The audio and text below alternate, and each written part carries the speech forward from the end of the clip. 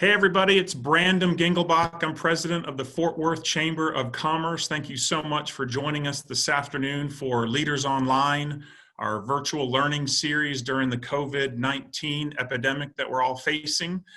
Today we're going to be talking about specifically some of the stimulus packages that have been passed at the federal level. We have two great guests. First, we're going to have Senator Cornyn, who's going to chat a bit about the CARES Act and the implication that it means to you as businesses. And then we also have Elsie Collins with the SBA, who's going to be talking about the Economic Injury Disaster Loan Program. Before we get started, I do want to welcome all our friends from around Tarrant County, around the Fort Worth region. Not only do we have Fort Worth Chamber and members involved, but we also have our friends from the Fort Worth Hispanic Chamber, the Metropolitan Black Chamber, Granbury, Grapevine, Tarrant County, HEB, Northeast Tarrant County, Arlington, and Burleson. So thank you so much for joining us. So let's go ahead and get started. Senator Cornyn is, of course, our favorite senator in the state of Texas. He's currently serving his third term in the United States Senate, representing our amazing state. Senator Cornyn is a San Antonio native, currently serves on the Senate Finance, Intelligence, and Judiciary Committees, helping craft legislation on behalf of 28 million Texans. Senator Cornyn has served the people of Texas for the last 3 decades, first as a district judge, and later as a member of the Texas Supreme Court and a Texas Attorney General. Senator, thanks so much for being here. I know your time is limited, so I will hand you the floor. Well, Brandon, thank you very much. We're all getting used to communicating by this new technology. At least it's new to me, but it's marvelous to be able to do this and at the same time observe the instructions of the governor and the mayor and the Center for Disease Control and keep ourselves and our families safe, but at the same time, try to bend the curve on this virus. We are in unprecedented times because we are not only dealing with a public health crisis, unlike any we have dealt with before in terms of the magnitude of this, but also an economic crisis. And that's what I want to talk to you specifically about, because this has wrought all sorts of incredible damage on people who, through no fault of their own, find either themselves out of a job or they find their business no longer viable. And so the goal, it seems to me, needs to be to make sure we weather this crisis, but when we come out on the back end, that people have jobs to go back to. And that means the businesses that currently exist can continue to exist, and the jobs that currently exist will survive this crisis. So today we are hitting a milestone, as you know, of 1,000 cases in North Texas, making it one of the hardest hit in the state. I know it's a difficult time for all of you, not only as business owners and employers, but as parents, neighbors, and friends. But my experience has been in times like this, Hurricane Harvey being the last time we went through something, a natural disaster which affected our state so dramatically. What you find is it brings out the best in people, neighbors helping neighbors and Texans helping Texans. And that's what makes me proud to represent 29 million Texans in the United States Senate. So now in response to this coronavirus, Congress has passed 3 bills to bolster resources for our healthcare providers and support workers and the businesses who've been impacted by the economic fallout. The CARES Act, which is the latest, and I'd like to say the greatest, it's the biggest bill that I hope to ever vote on in my lifetime, was signed by the president just last Friday. So I know there are a lot of questions about how it will be implemented and how it will impact you. It gets to the heart of the crisis and provides serious resources to fight the virus itself. Of course, our hospitals are bearing the brunt of this health crisis, and we need to make sure we have the surge capacity in our hospitals to deal with patients who may end up having to be hospitalized as a result of the COVID virus. We know that if you're not elderly and if you don't have underlying health problems, your risks are pretty low as long as you observe good individual hygiene and social distancing, a new term that we've all become more familiar with. This bill provides $100 billion to the hospitals being crushed by this workload, and to make sure they are prepared for the patients that they may end up seeing. It provides greater access to telemedicine as well. One of the biggest concerns when I talked to Governor Abbott initially about the public health response, he said, we don't have enough testing kits and we don't have enough personal protective equipment. And that's what this bill is designed to do. And as you have seen, we're already surging new resources. Testing kits that can test in as little as 5 minutes. And I just saw one online that was coming available that could do it in 2 minutes. But as more and more people get tested, we're going to get more and more positives. But that actually is part of the solution of the problem, because then those people who are positive can get isolated and can get treated. If they need to go to the hospital, they could be treated there. If not, then they could go home and be watched by their healthcare provider until they get well. We also know that part of this is developing vaccines, which ultimately will immunize each of us from this particular virus, and to test different therapies. As you know, there's been a lot of talk about different therapies, drugs that are currently available, but not branded for this or not approved for this purpose. But now the FDA is granted authority to test a lot of these new drugs that are already exist. They don't have to be developed, but to make sure that they are effective and safe for this particular virus. Well, we know that in addition to our healthcare providers, our schools are closed, travel plans have been canceled, people are losing jobs and paychecks. Just there in Tarrant County in North Texas, obviously American Airlines has been hit very hard, as have our other Texas-based airlines like Southwest Airlines. Even United Airlines, which is in Chicago, has a significant base of employees in the Houston area, of course, back when it was part of Continental Airlines was the lead there. But we know that people are losing jobs and paychecks, and everyone's hunkering down and wondering where this will win. Well, the first thing that I thought was important for us to do is to get money in the hands of the people who, through no fault of their own, didn't have any income anymore. People working by the hour in the hospitality industry, for example. Now those businesses have been closed, and they're wondering, how am I going to provide food for my family and the necessities of life?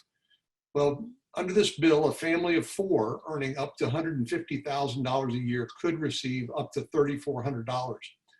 That money will come quickly, at least by federal government standards. It should be out and in people's hands within 2 to 3 weeks. We're hoping this will be the lifeline that will help people initially bridge their lack of income during these shutdowns. But secondly, the next supporting element of this is expanded unemployment insurance eligibility. It provides an extra $600 a week in federal unemployment benefits on top of the state's portion. And it also extends eligibility for unemployment up to 13 more weeks. And that goes through the end of the year. We want to make sure that people have the money they need to pay their rent, pay their mortgage, pay for their groceries and other expenses until the smoke clears. And when that finally happens, I have every confidence that Fort Worth small business communities will be standing strong. Obviously, through no fault of your own, many of you had to lay off employees or dramatically shifted your operations. For most retail businesses, it's not feasible to go weeks, let alone months, without a reliable income. And I know tomorrow, which is the first of the month, spells rent due for many businesses. This legislation provides $350 billion in paycheck protection programs through the Small Business Administration, which provides 8 weeks of cash flow assistance to small businesses. These are low interest loans, as you probably know. They can be used to cover everything from payroll costs to supply chain disruptions and to rent. And if employers maintain their employees on their payroll, if that's feasible for you, until June, payroll, rent, and utility payments covered by the loan will be completely forgiven. So that's something you're going to have to judge on a case-by-case basis whether that makes sense for you. The loan amount can be up to 250% of your average monthly payroll with a maximum of $10 million. These will be available through local credit unions and banks, SBA certified lenders, and I hope that will make the distribution process less bureaucratic and more efficient.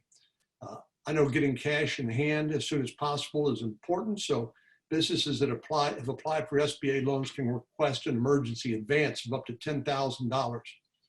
In the short term, these loans are going to be critical to our small business community staying afloat, but we wanted to also provide longer term stability. If temporarily increases in the amount of interest expense businesses can conduct, it increases it from 2019 and 2020 tax returns from 30 to 50% of taxable income. Let me say that again because I kind of garbled it. It temporarily increases the amount of interest expense businesses can deduct on 2019 and 2020 tax returns from 30% to 50% of your taxable income. This will hopefully help businesses increase liquidity and a reduced cost of their capital so you can continue operations and keep your employees as much as possible on payroll. For those who don't have access to SBA loans created by this legislation, we also have a temporary refundable employer retention credit for businesses that continue to pay their employees despite shutting down or losing a significant amount of their income. If, heaven forbid, you need access to bankruptcy relief, this raises the maximum debt threshold for eligibility so that more small and medium-sized businesses can get through that process faster and more easily. Hopefully that won't be necessary for very many. We're hoping to minimize the disruption that this will have for businesses that you've worked so hard and so long to build, and to avoid as many layoffs as possible. I know words can't offer very much comfort during these trying times, but I want to assure you that I have listened to the breadth and scope of the challenges that you're up against, and I'll keep fighting to make sure that we do everything at the federal level to respond and get you the help that you deserve. My staff has been in touch with many of you personally about the process to apply for assistance through the SBA. I know many of the rules are now being put in place, perhaps as soon as the end of this week. And so many of your questions will be answered by the rules that are ultimately promulgated. And I'm sure you'll learn more about the process from Elsie Collins, the SBA Deputy District Director, who's accepted my invitation to join our call. But if my office can be of assistance to any of you, please don't hesitate to reach out. Some of my staff will be staying on the call so they can hear your concerns. But again, let me conclude by saying I want to thank my friends at the Fort Worth Chamber for making this call possible. Thank you for allowing me to join you, Brandon. And with that, I'm happy to answer or dodge a couple questions. Absolutely. Thank you so much, Senator, for your leadership.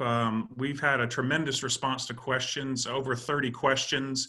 I know we just have time for a few, so you can go on your way. You've got several of these you're doing today.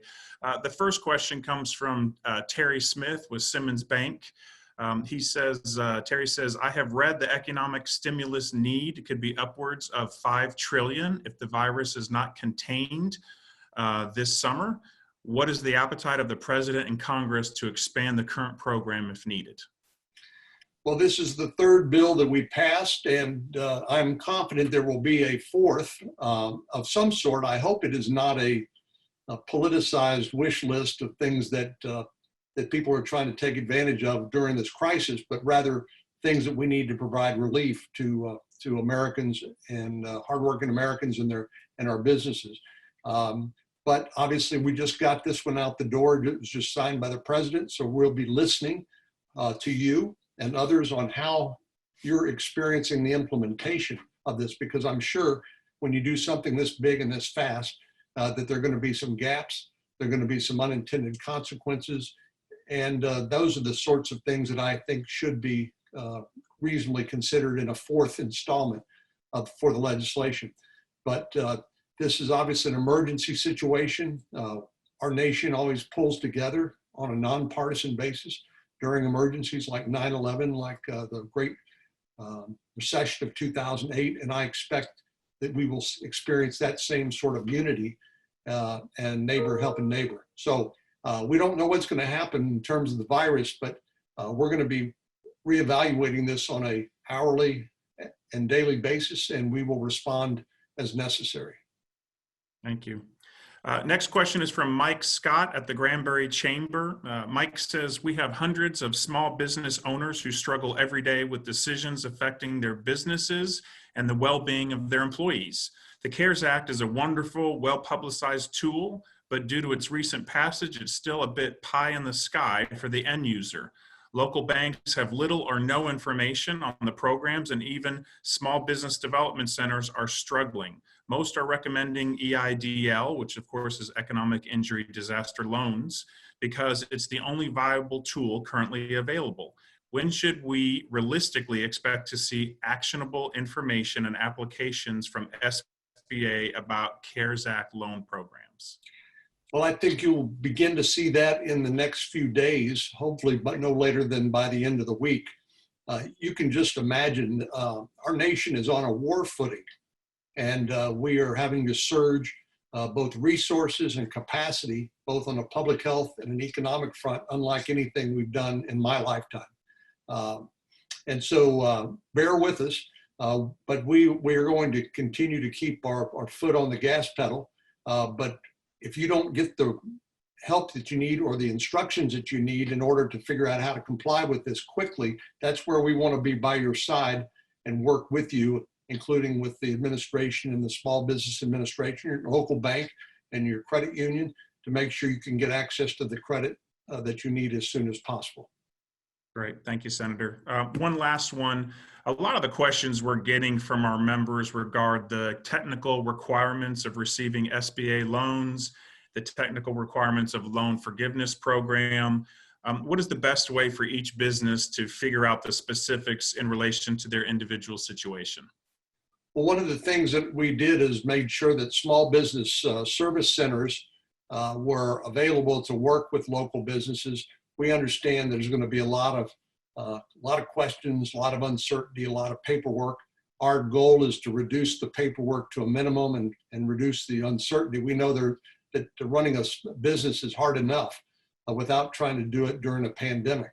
But we're, like I said earlier, we're all in this together, and you can count on us and my staff, some of whom will remain on the call. So we'll make sure we take note of your individual concerns, and we'll be more than happy to continue the conversation with you.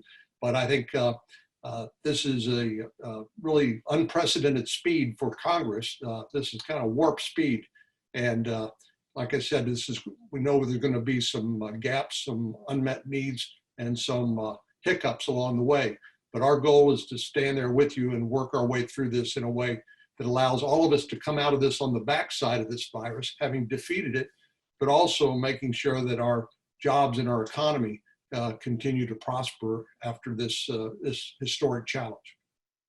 Well, Senator, thank you so much for your leadership. Thanks all you're doing for the state of Texas and for us here in Tarrant County and the business community in the Fort Worth region.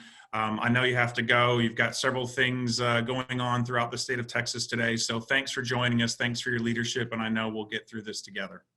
Thanks and God bless. All right, everybody. As the senator moves on, I want to introduce Elsie Collins. We talked about the CARES Act. We're now going to talk a little bit about the EIDL, which has been referenced several different times.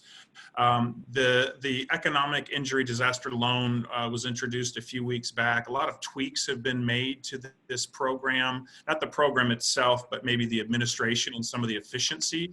And so that's what Elsie is going to be talking about. Elsie is the Deputy District Director of the Small Business Administration. And she's going to offer just a brief overview of the Economic Injury Disaster Loan Program and the Families First Coronavirus Response Act. And then I'll have a few questions for her just about some of the improvements and efficiencies that they've been through the past few weeks. I do want to make a note, and y'all could see it talking to the senator. This CARES Act is exciting. This is going to be exactly what we need. There's still quite a bit that's not been specifically implemented or is in the process of being implemented. So when we talked with Elsie, the idea was, listen, Elsie's going to talk about the EIDL. There's not enough data and information right now to talk about the CARES Act. That's literally, as the senator said, coming in the next few days. So that's why we're specifically focused on this.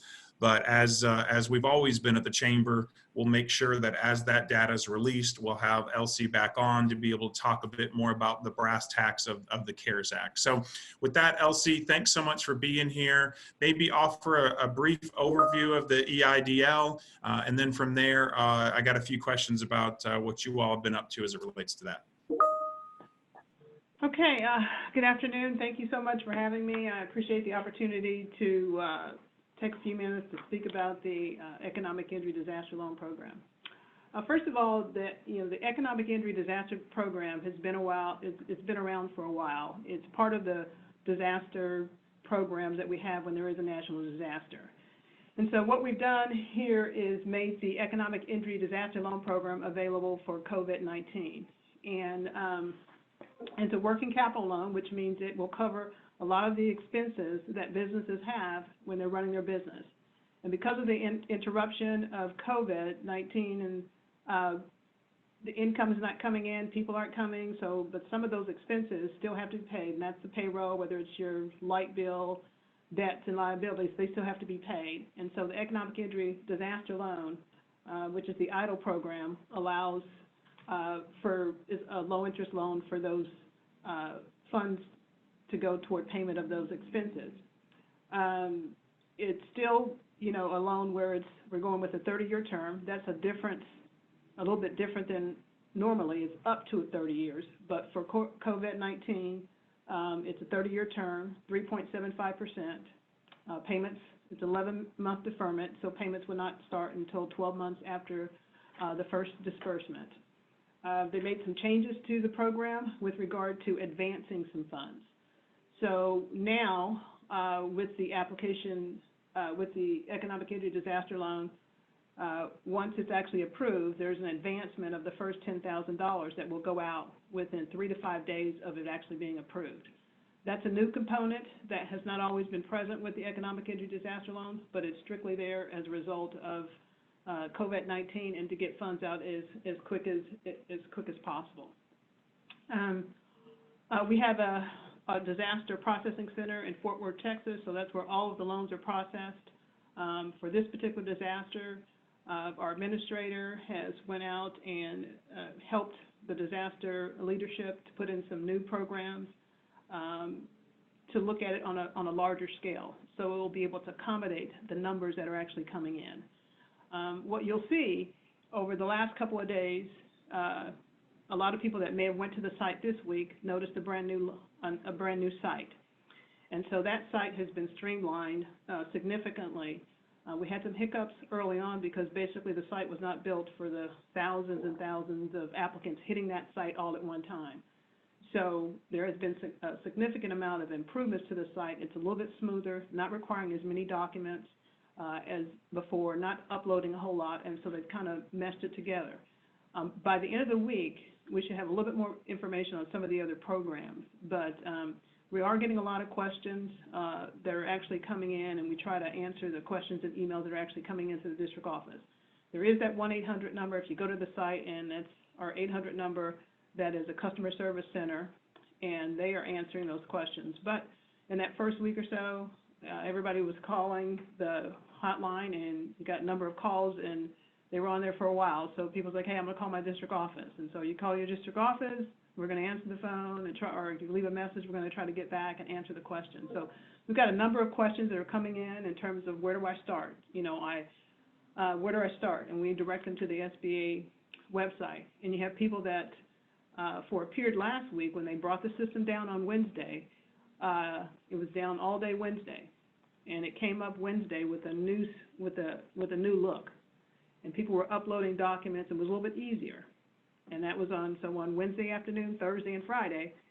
Saturday it looked different, and then come Monday, it looked a little bit different. So the site that's on there now is the permanent site that's going to be there. It's a little bit smoother, it's stable, and the people that have actually went to the site said, yes, I tried it, and yeah, it was definitely smoother. What do I do next?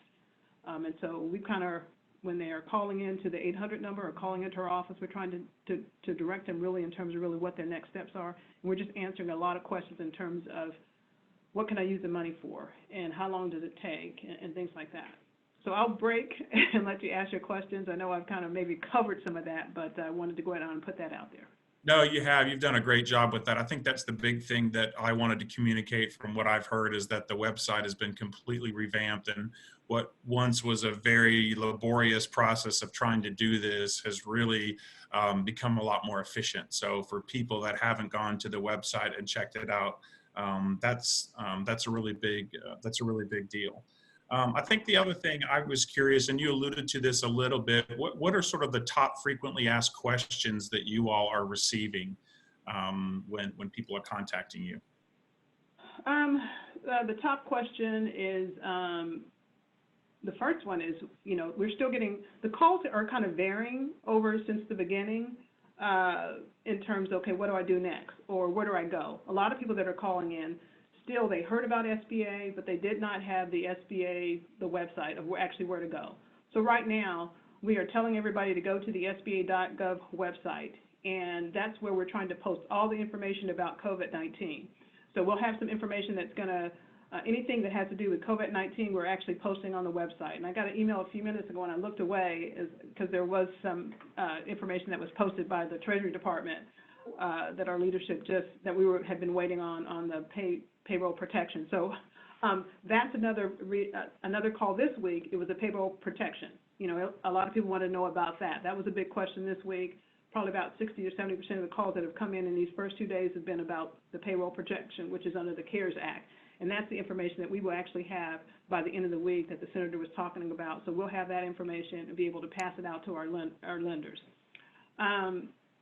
And then just different types of businesses in terms of what types of businesses qualify. We get those questions on there as well. And then what do they do next? And so those are some of the questions, but a lot of the questions are just really some of the fundamentals of what happens next, how long will it take. We've also had calls because people didn't understand or know whether it was a legitimate site when a new site came up and they asked you to put in information associated with your banking account, and that's for that advanced payment. So they may ask them for their routing number. And the question was, is this a scam or not? Anything that's off of that is not associated with that SBA website and they're asking for your bank statements and things like that, then I would not do that. We had a couple calls in there where they got an email, they had copied, whoever they received the email from had copied some of the SBA stuff and said, send us your bank statements. SBA is never going to ask for your bank statement. Everything is going to be in that portal and it's going to be a seamless process. And so we kind of talked to them about being careful about that. So I'm going to share my screen here real quick with you, Elise, and everyone here. I just want to make sure that everyone knows that it's SBA.gov. So this is the page that everyone needs to go to learn more and to apply, correct? Yes. Okay, perfect. And if you click up at the top where it says the click here, when you click there, that's going to take you to the site. Well, that's the application right there. And that's what they will see. And it's going to take them through those steps, and it's very seamless. And you've got there, if you scroll down to the bottom, you've got a couple questions there, and then it will continue and let you kind of forward. But it's very kind of basic. It'll ask you some information about your sales as you progress, cost of goods sold, what your expenses are, things like that as you progress. But it'll stay in that same system. When they are complete, they will walk away or they'll get an application number, and that's the number that they will need to keep and reference with anything going forward. Okay, and the number here that I'm highlighting, this is the number for people to call for questions or concerns? That's the customer service center. Yeah, that's the main line. That's the 800 number that's been up for ever since it started. We've added more people to that line, a couple hundred people answering that phone. So that is that is the main number. Perfect. Okay. Wonderful. All right. Well, I want to keep this, we try to keep these around 30 minutes or so. Really, Elsie, appreciate your time. One thing that I do want to ask, just to make sure, the Economic Injury Disaster Loan and the CARES Act, these are two different programs. And there's opportunities to get involved of both of those programs, especially when the CARES thing sort of launches here in a few days. It's not like you can only choose one program or the other, correct? Correct. Okay. Perfect. Awesome. Well, Elsie, thank you so much for being here. This concludes our Leaders Online. I want to thank the Senator and Elsie for taking time to do this. For those who haven't joined us before, we do about 3 or 4 of these virtual learning COVID-19 events a week. Tomorrow, we're going to hear from Scott Corley and Casey Pipes with Corley Pipes, talking a bit more about some of the specifics of the stimulus package that the Senator talked about today. On Thursday, we're going to focus on HR, where we're going to have workforce solutions and a couple of HR experts in the community talk about the hardship of layoffs and employee resources for you all as businesses. And then Friday, we're going to talk about what is a strategy for the new normal that we're experiencing right now here in the Fort Worth region. And so Cheryl Hayes with the Rising Tide Initiative will be there for that. So thank you so much for joining us. For those questions that I didn't get to, we have a whole host. I'm going to make sure to pass those along to our team so that someone can get back to you or connect you to the right resource so we answer that question. Thank you so much for joining us, and we'll see you real soon.